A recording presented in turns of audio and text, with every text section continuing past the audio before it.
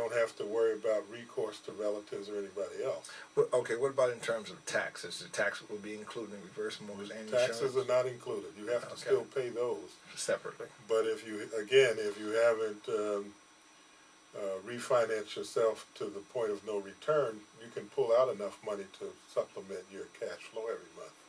Okay. And seniors would be more interested in that. Is that Well, correct? it's only for folks who are 62 and over. Oh, okay, okay. So everybody can't do it. And it's designed for a couple of reasons. As I mentioned before, we have pressures on Medicaid and Medicare. But we also have this drastic need for long-term care insurance, which people can't afford, even though they're sitting on the equity.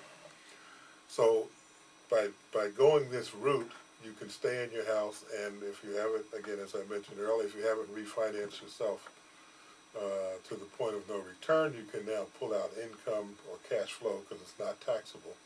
You can pull out cash flow, pay for your taxes, pay for your medicine. I've got senior citizen clients I'm dealing with now who at one time were making decisions about whether to go see a doctor or whether or not to buy a prescription or, well, I won't buy any food this week, things of that nature. So Get closer to the mic there. So to me, it's just the greatest thing.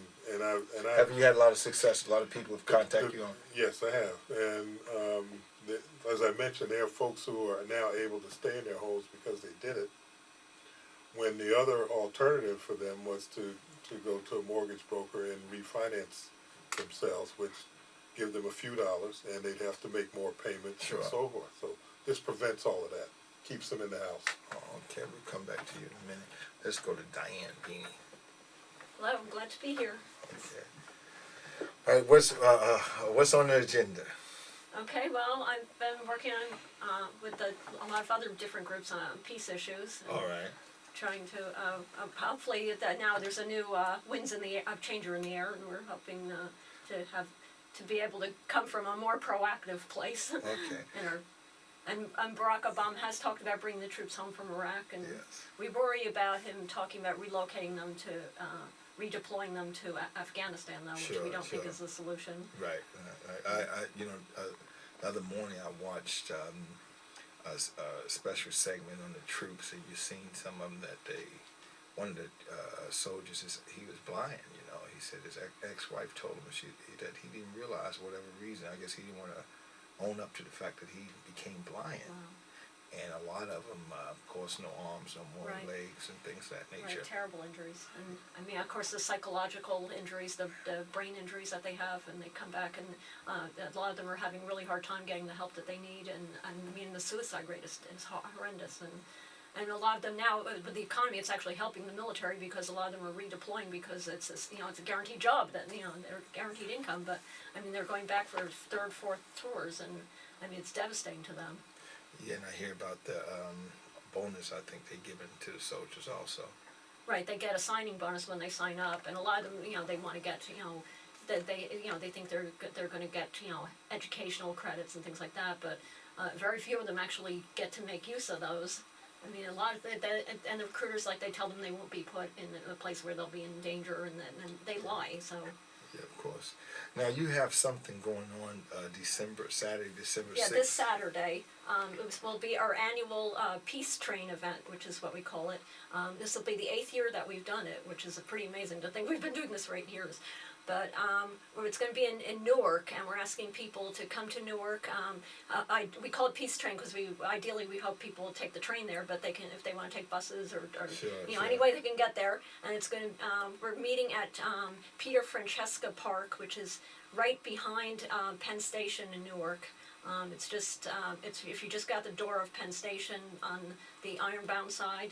And it's this little park that's right there. You should see us there. And that's at 11:30 this Friday. And then from there we're going to go over. We're going to go to One Gateway, which is where Senators Lautenberg and Senator. Now that Friday or Saturday?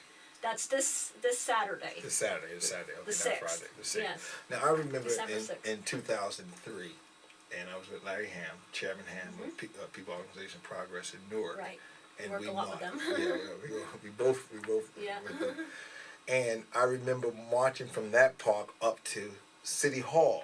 Right. So you guys are not. Other years we have gone to City Hall. This year Okay. we're planning to go to we're trying to focus on the on Senators Menendez and Longberg and try to put pressure on them to try to get the troops out of Iraq as soon as possible, and also not just the troops but all the contractors like people, you know. Halliburton or whatever they call it. Blackwater and all Yeah, those, yeah, you know, sure. those nefarious companies. Sure. We want no permanent bases there. Sure, That's you know. sure. Well, we get back to you now. Okay.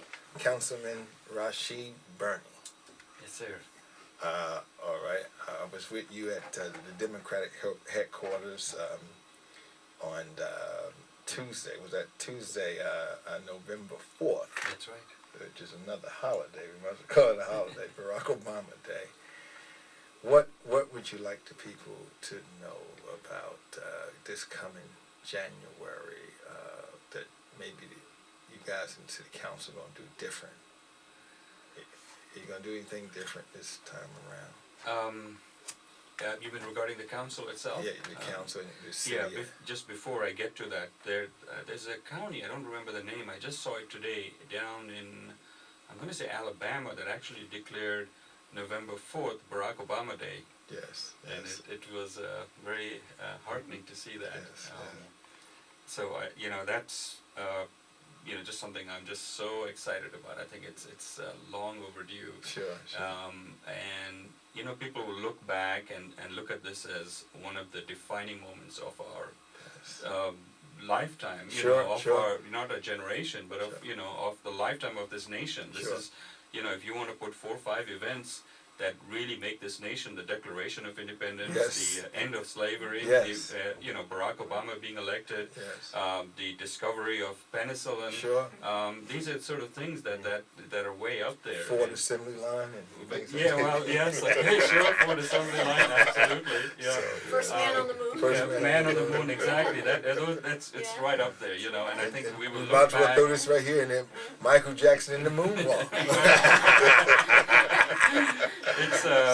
It's a great time. It's a happy time for us, and hopefully, I'm confident Obama will put the country back on the right track and economically. And you're seeing that. You're seeing very good reviews nationwide. People are really praising him for the leadership Sure. he has in picking people diverse with diverse opinions and picking a team that Wall Street has confidence in, and the whole nation has confidence in. So, Let me.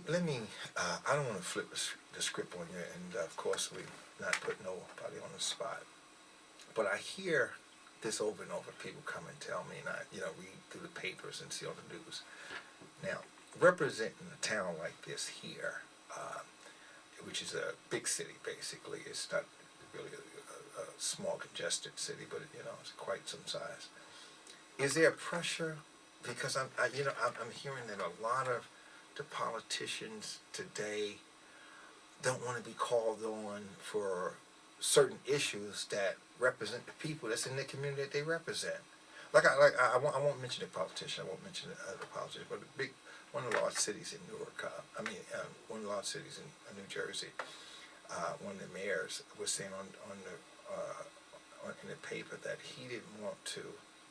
They was calling him to talk about race, and of course his race being African American, and he was saying that he didn't want to actually be called for that.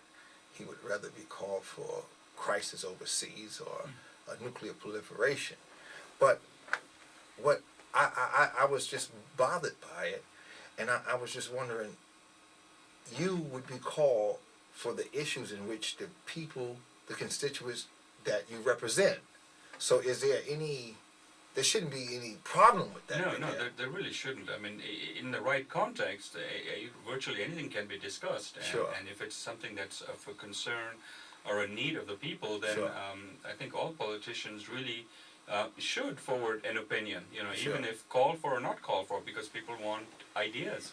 And when and should they feel, because here's what I'm getting back, because people talking to me about it all the time. You shouldn't, as a politician, feel that you're being picked on or singled out if someone called you